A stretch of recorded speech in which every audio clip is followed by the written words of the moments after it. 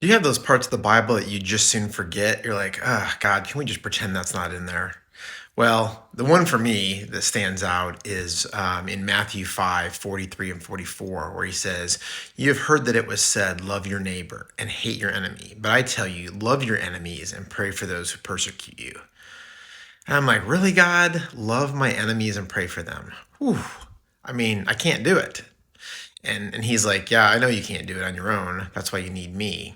And then he reminds me of Romans 5:10, which says, "For if, while we were God's enemies, we were reconciled to him through the death of his son, how much more, having been reconciled, shall we be saved through his life?" And he's like, yeah, you were one of my enemies, and I gave my life to save you. And I'm like, okay, so the same strength that he did to that, he can give us to love our enemies, and it's not easy for me.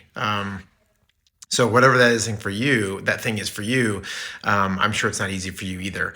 Um, but for me, God's like, just start out praying for them, right? I mean, everywhere I've worked, I've got somebody I just can't stand working with. Usually, it's usually that one person that drives me crazy. It could be a neighbor, it could be anybody for you. If this is a struggle for you too, and God says, I want you to start praying for them, and I'm like, okay.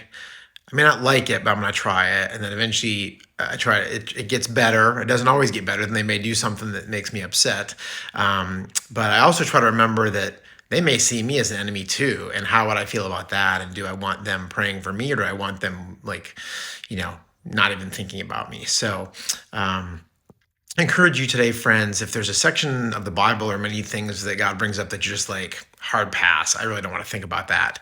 I encourage you to lean into that and just pray that God would give you the strength to understand it and to, start to understand what He's asking or what He's saying is going to happen.